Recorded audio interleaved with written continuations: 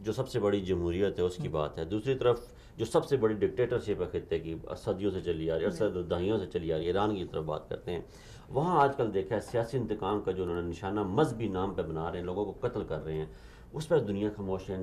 Human rights, इंसानी हकूक़ की तंजीमें जो वो खामोश हैं। हमने पिछले दिनों देखा सुल्तान ऑफ बिशमिन जो हैं उनको सज़ाए मौत दे देगी, और उन पे जो उनका जो इल्ज़ाम उन पे जो था उसमें हमने ये देखा कि गुज़श्ता जो हुकूमतों में और मौजूदा हुकूमतों में जो बड़े बड़े ओहदों पे बराजमान हैं, जो अपने आप को बड़ा पारसा रसिया तो शाम दुनिया के सामने पेश कर रहे हैं, वो बुज़ुर्ग उनके शामिल हैं, तो उनको बचा लिया जाता है और ऐसे लोगों को आगे फांसी पर चढ़ा दिया जाता है।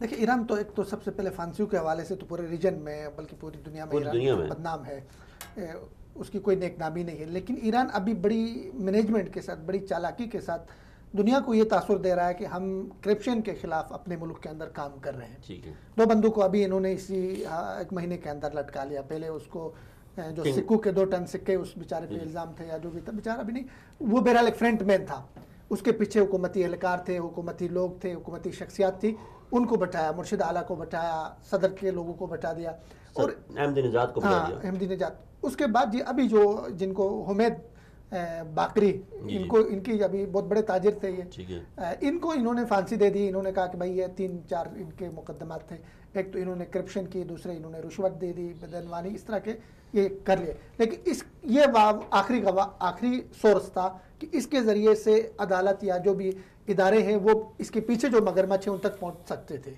जिसमें मुर्शिद के करीबी लोग शामिल हैं। पिछले दिनों एक मुहिम चली थी ईरान के सोशल मीडिया पर, ट्विटर पे, तो उन्होंने कहा कि मुर्शिद आला और ट्रंप आला में ये एक बात मुतफिक है, दोनों ने अपने दामाद को नवाजा हुआ है। बिल्कुल, वो सदर, उनके जो सदर रूहानी थे, उन्होंने अपने दामाद को एक आला ओहदा दे दिया, तो वो तो वहाँ पे अकरबा परवरी है ही।